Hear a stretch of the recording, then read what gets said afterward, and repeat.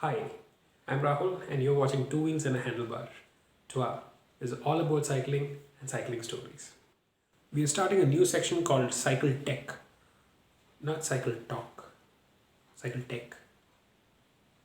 Get it? Anyway, so we'll be talking about all the tech related stuff that goes behind your ride.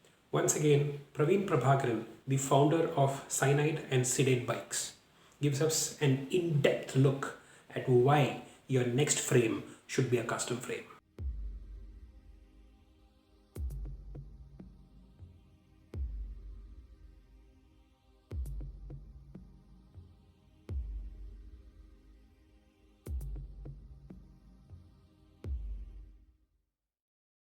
Why a custom made frame is superior in to what you can buy Okay, from off the shelf. off the shelf. Yeah. Okay. So main thing is the fit. The Yeah. main thing Yeah. is how you fit the bike. Mhm. Okay, some big manufacturers have like small, medium, and in between sizes also. Yeah. But when you're making a custom frame, you can really fine tune to the smallest of Right. how a bike should fit.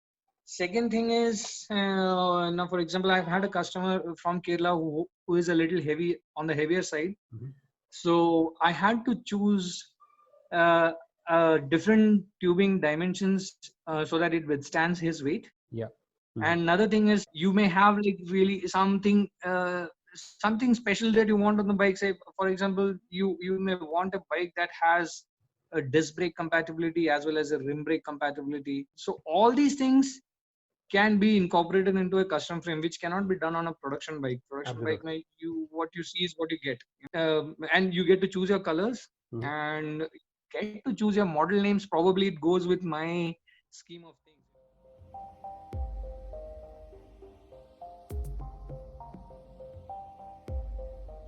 I do a lot of now. For example, like I mentioned about this particular frame that I built for this heavy rider. So that frame has tubing from all the major brands. The down Oh, tube is Reynolds, the top tube is Columbus, okay. the seat tube is Didaci. So it's Oh, all mix and wow. match. Super. So I did not do it just for the heck of it. I could find my whatever I'm looking for, like specific butt profiles or Yeah. specific wall thicknesses.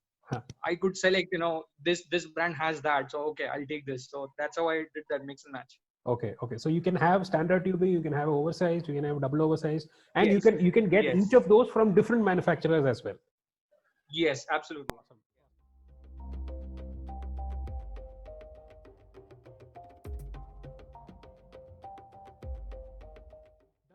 Does the different manufacturers have different properties of tubes or what? Yes, definitely. Huh. The most basic material, good quality material, is 4130 when it comes to steel. Right. Similarly, for if you look at Reynolds, now Reynolds has this material called 853. Hmm. You see, when you weld anything, be Yeah. it steel, be it aluminum, wherever there is this, it is called as HSZ, heat affected zone. That much area actually loses its strength a little bit So the grain properties change across over all there. material. Yeah. Yeah, properties change because of the extreme heat. It's almost when you're TIG welding it, it is going to more than 1500 degrees. So Hmm. the properties change. Yeah. So this particular material called Reynolds 850, where you weld it actually increases strength as the material cools. Right. Okay, Yeah. the strength goes up. It's a so which means you saying that Yeah, the weld places when the heat is used, it's actually becomes stronger there. yeah. Right. Reynolds 853 and Reynolds 631. These two grades are that is what comes off my mind right now. It's called as uh, air air hardening tubes. Eh, eh. Yes.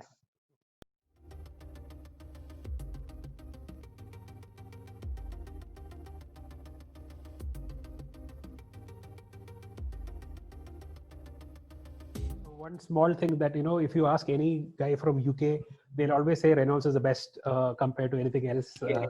Yes. Yeah. Yes. So Yeah. So Reynolds is good, but in when you look at Columbus, Columbus has this XCR tubing. It yeah, is basically stainless steel. yeah. So the thing about XCR tubing is it is completely seamless. Mhm. It's a You can seamless even tubing, but you can even put it without painting. I think it'll have yeah, yeah, natural it steel won't color. rust. Yeah, Yeah, yeah, it won't rust. It yeah. won't rust. and Reynolds has 953, which is again a stainless steel tubing. Yeah. They weld it. They bend the sheet over a mandrel and they weld the seam of it. Okay. That is how Reynolds 953 is. But Columbus XCR is completely seamless, and No welds. the properties are a little more better than.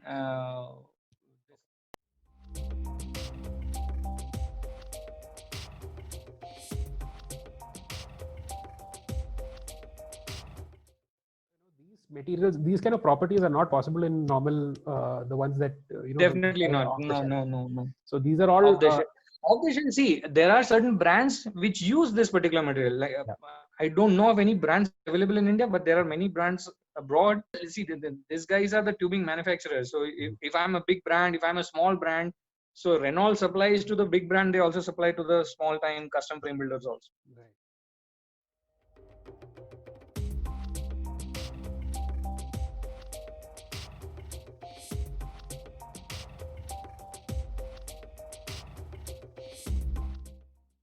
And also there is this thing about butting. So there are a lot of every manufacturer, they say this much butted, triple butted, double Yes. butted, all of those things. Yeah. But Yes. how does it actually vary? See, butting is basically, in very simple terms, it's variable wall thickness. Mhm. The simplest in simple language. So if I were to make a bike for, like I said, a very heavy rider, I will be going for very thick profiles, thick butts, Mhm. and a longer transition. So that is Okay, what I yeah. would do. Huh. So When that you is say how longer also transition, that means the butted area will be from longer. the butted area is longer. The butted area is longer. Okay. And the non-butted area, the thin cross-section wala area, will be a little shorter. I would want to Okay. have more strength being, spread over a larger area. Okay. So this I mean, is more like, stress for being spread. this what you said right now is probably for a person, let's say, who's got a lot of power when he's pedaling. Exactly. Or something Yes. like that. Okay.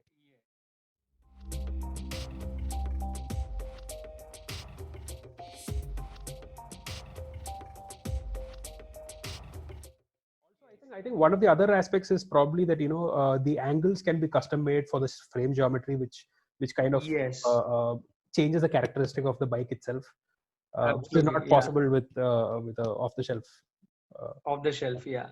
So you can have like 73.1, 73.2. Yeah. Those minute numbers also can be modified. Yes. Yes. Okay.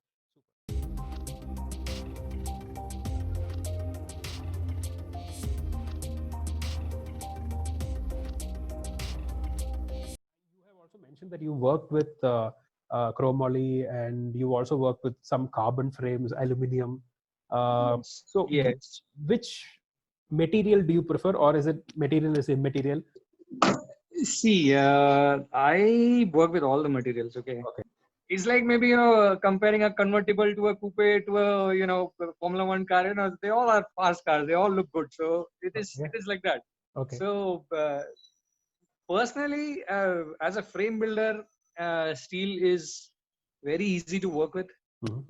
It's a very flexible material. It gives you room for error. Just in case if you mess up, you can get it back, correct it or whatever. Okay. So, but that same cannot be said about carbon fiber or say even aluminum or titanium. Mhm. So although I like all the materials, I've worked with all the materials. So personal preference is steel just because it is easy to work on and it lasts a long time. Okay. If you take good care of the frame of the bike, this thing will last. Okay. It will last a long time.